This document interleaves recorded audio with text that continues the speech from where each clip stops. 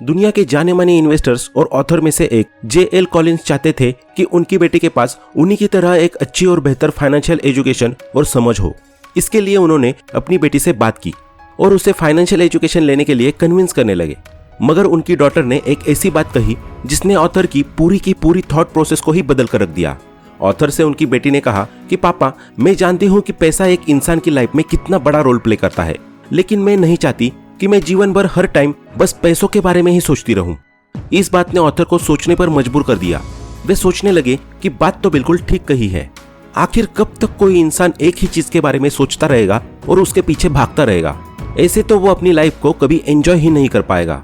उस दिन author J.L. Collins ने डिसाइड किया कि वे अपनी बेटी को लेटर लिखना शुरू करेंगे और उन लेटर्स में वो फाइनेंस के कुछ ऐसे बेहतरीन टिप्स और लेसन्स के बारे में बताएंगे जो उसे बड़ी ही आसानी से जल्द फाइनेंशियल फ्री बना देंगे। इस तरह उसे पूरे जीवन भर सिर्फ मनी के बारे में नहीं सोचना पड़ेगा और वो अपनी लाइफ को पूरी तरह एंजॉय कर पाएगी।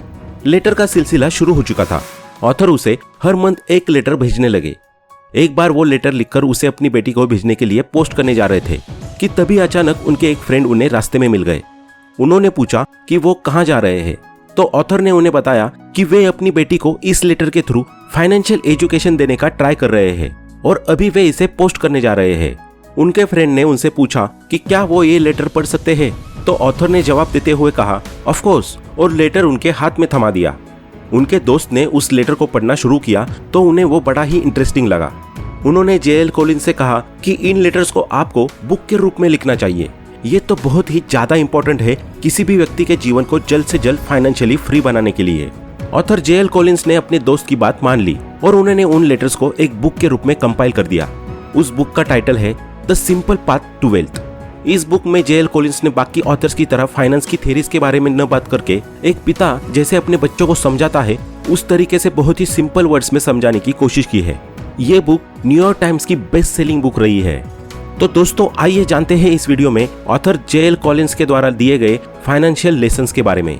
फाइनेंस का सबसे पहला लेसन जिसके बारे में ऑथर J.L. कॉलिंस अपनी बेटी को बताते हैं वो है लिव ऑन लेस, यानी कि कम से कम रिसोर्सेस में अपनी जिंदगी को जीना सीखो। ऑथर का कहना है कि अमीर दिखने वाले लोगों में और असलियत में अमीर होने वाले लोगों में यही अंतर है कि अमीर दिखने वाले व्यक्ति का सबसे ज्यादा फोकस मटेरियलिस्टिक चीजों पर रहता है। वो अपने आसपास बिना किसी जरूरत के भी उन सारी चीजों को इकट्ठा कर लेता है जिससे वो सबसे अमीर दिख सके, जबकि असलियत में अमीर होने वाला कभी भी ऐसी कोई चीज नहीं खरीदता जिसकी उसे जरूरत महसूस ना हो। वो कम से कम खर्च करने की कोशिश करता है और कभी भी फिजूल खर्ची नहीं करता। ज्यादातर रिच पर्सन्स को आपने भी देखा होगा कि वो बहुत ही फ्रूगल और सिंपल लाइफस्टाइल ही फॉलो करते हैं।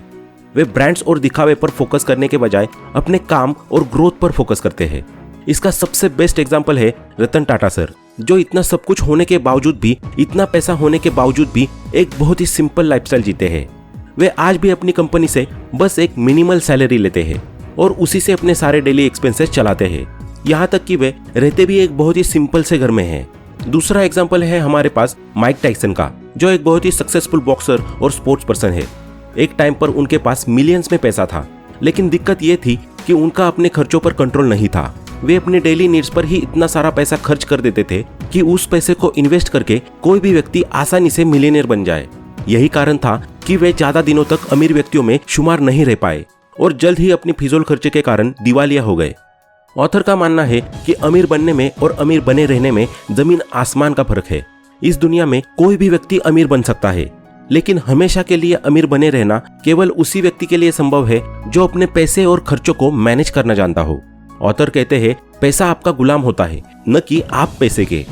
अधिकतर लोग यही गलती करते हैं। वे अपने ऊपर फालतू का इतना फाइनेंशियल बोझ बढ़ा लेते हैं कि जीवन भर के लिए वे पैसों के गुलाम होकर रह जाते हैं। आगे ऑथर J.L. कॉलिंस दूसरे जिस सबसे जरूरी फाइनेंशियल लेसन्स के बारे में बात करते हैं वो है अवॉइड डेब्ट लाइक द प्लग, यानी कि अपनी लाइफ में से जितना हो सके उतना डेब्ट अर्थात कर्जे को अवॉइड करते रहे, वरना ये एक प्लग की तरह है जो आपके पूरे जीवन को खत्म कर देगा। ऑथर कहते हैं कि आपकी पहली कोशिश यही होनी चाहिए कि आपके ऊपर कभी भी कोई कर्जा ना हो। दूसरा, अगर किसी इमरजेंसी के रहते आपको कोई कर्जा लेना भी पड़ा है तो जितना जल्दी हो सके उससे छुटकारा पा ले, वरना वो आपकी पूरी लाइफ नर्क बना देगा। डेब्ट एक जाल की तरह है जिसमें आप जीवन भर के लिए फंस कर रह जाते हैं। ऑथर बताते हैं कि जब उन्होंने कॉलेज जाना शुरू किया था तो उनके पास नया नया क्रेडिट कार्ड इश्यू होकर आया था। उन्हें लगा कि ये तो बहुत ही अच्छी चीज है, तो उन्होंने बिना सोचे समझे खर्च करना शुरू कर दिया और बिना किसी जरूरत के ही ढेर सारी चीजों की शॉपिंग कर ली। उन्होंने इतना उल्टा सीधा खर्च कर दिया कि उनका क्रेडिट कार्ड का बिल $300 तक पहुंच गया। उस टाइम की महंगाई और एक स्टूडेंट के हिसाब से $300 बहुत ही बड़ा अमाउंट था। ऑथर उसे लेकर काफी परेशान थे। उनके पास क्रेडिट कार्ड का बिल आया तो डरते डरते उन्होंने उसे पढ़ना शुरू किया, लेकिन जब उन्होंने देखा कि उन्हें केवल $10 ही पे करने हैं तो उनकी खुशी का ठिकाना नहीं रहा। लेकिन उनकी ये खुशी और एंजॉयमेंट ज्यादा देर तक टिका नहीं। जब उनकी बड़ी बहन ने वो बिल देखा तो उन्होंने बताया कि यह सही है कि उन्हें $10 का बिल पे करना है, लेकिन बिल में उससे नीचे जाकर भी पढ़ो, तुम्हें बाकी के $290 पर 18% इंटरेस्ट के साथ पे करने हैं।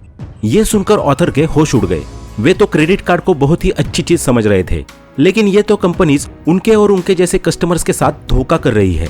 ऑथर उसी दिन से समझ गए कि क्रेडिट कार्ड और कुछ नहीं, फाइनेंस कंपनीज का सबसे बड़ा ट्रैप है, जिसका काम है लोगों को अपने जाल में फंसाना और फिर उनसे उल्टा सीधा इंटरेस्ट वसूल करना। ऑथर कहते हैं कि इसके बाद उन्हें रियलाइज हुआ कि आखिरकार क्यों ज्यादातर लोग जीवन भर कमाने के बावजूद भी वेल्थ क्रिएट नहीं कर पाते। वेल्थ या रिचनेस के रास्ते में सबसे बड़ा अगर कोई ऑब्स्टेकल है तो वो है डेब्ट, जो आपको उस तक पहुंचने ही नहीं देता। वो आपको लाइफ टाइम के लिए उलझाए रखता है और आप डिस्ट्रैक्ट होकर सिर्फ इंटरेस्ट पे करने में अपना टाइम, पैसा और लाइफ तीनों गंवाते रहते हैं। इसलिए ऑथर ये एडवाइस देते हैं कि आपका सबसे बड़ा प्रयास यही होना चाहिए कि आप हमेशा डेब्ट से बचे रहे। इसके अलावा अगर आपके ऊपर डेब्ट हो गया है तो उसे चुकाने के लिए भी ऑथर एक बहुत ही बढ़िया तरीका बताते हैं। इसके तहत वे बताते हैं कि आपको सबसे पहले अपने सारे डेब्ट को उनके इंटरेस्ट रेट के हिसाब से असेंडिंग ऑर्डर में अरेंज कर लेना है। यानी कि सबसे पहले उस डेब्ट को लिखना है जिसकी इंटरेस्ट रेट सबसे कम है, फिर उसके बाद उस डेब्ट को नोट करना है जिसकी इंटरेस्ट रेट सबसे ज्यादा है। जैसे एग्जाम्पल के लिए मान लीजिए कि आपके ऊपर 4 डेब्ट है जिनकी इंटरेस्ट रेट्स है 8%, 25%, 18% और 12%। तो सबसे पहले आप सबसे कम इंटरेस्ट रेट यानी कि 8% वाले डेब्ट को मेंशन करेंगे, फिर उसके बाद 12% वाले डेब्ट को, फिर 18% और सबसे एंड में सबसे ज्यादा यानी कि 25% वाले डेब्ट को। अब आपको इन सारे डेब्ट्स को इसी ऑर्डर में चुकाना है और जल्दी से जल्दी खुद को डेब्ट फ्री कर लेना है। इस मेथड को फाइनेंशियल वर्ल्ड की लैंग्वेज में स्नोबॉल मेथड कहा जाता है। दोस्तों, नेक्स्ट तीसरा और सबसे जरूरी फाइनेंशियल लेसन है invest every left over into index funds, यानी कि अपनी इनकम से पाई पाई बचाकर उसे इंडेक्स फंड में इन्वेस्ट करो। इस लेसन में ऑथर कहते हैं कि फाइनेंशियली फ्री होने का सबसे जरूरी स्टेप होता है इन्वेस्टमेंट, लेकिन उसके लिए चाहिए होती है सेविंग्स। तो इस तरह सबसे पहले आपको सेविंग्स पर फोकस करना बहुत ही जरूरी है। आपको चाहिए कि आप अपने खर्चों को जितना हो सके मिनिमाइज कर ले। कोई भी एक्सपेंसिव आइटम, लग्जरी या शो ऑफ वाली चीजों को अवॉइड करना शुरू कर दे। आप केवल उन्हीं आइटम्स को बाय करें जिसकी आपको बहुत ज्यादा नीड हो। बाकी सारे फिजूल खर्चों को हमेशा अवॉइड करने की ही कोशिश करें। Focus to save every penny as much as possible, यानी कि जितना हो सके उतना सेविंग्स बढ़ाने पर ही फोकस करें। अब जब सेव करना शुरू कर दिया है तो बारी आती है कि इसे कहाँ इन्वेस्ट करें।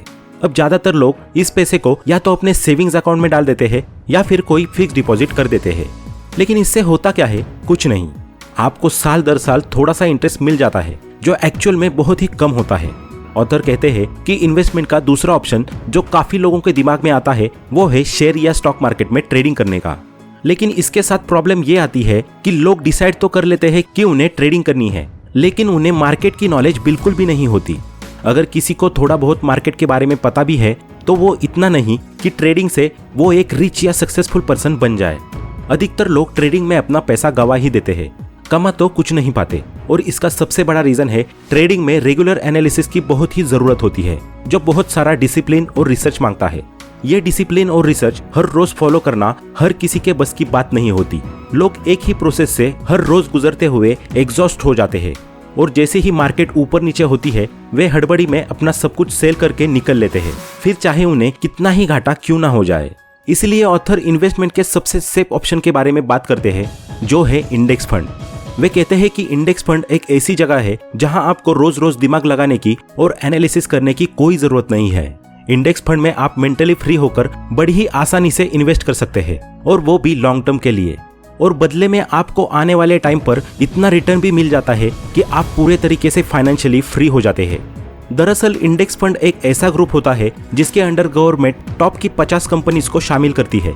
इसके साथ ही अगर इनमें से किसी कंपनी का ग्राफ नीचे भी जाता है तो उस कंपनी को ग्रुप से तुरंत बाहर कर दिया जाता है और उसकी जगह उससे बेहतर परफॉर्म करने वाली कंपनी को ऐड कर लिया जाता है। इंडेक्स में आप टॉप कंपनीज के ग्रुप में इन्वेस्ट करते हैं, जिससे आपके पैसे के ग्रोथ करने के चांसेस 100% और डूबने के चांसेस 0% रहते हैं। कुछ लोग सोचते हैं कि क्यों ना वे अपना पैसा एक ऐसी कंपनी में इन्वेस्ट कर दे जो फिलहाल इंडेक्स फंड यानी कि टॉप 50 में शामिल है, इससे उन्हें और अच्छा रिटर्न मिल पाएगा।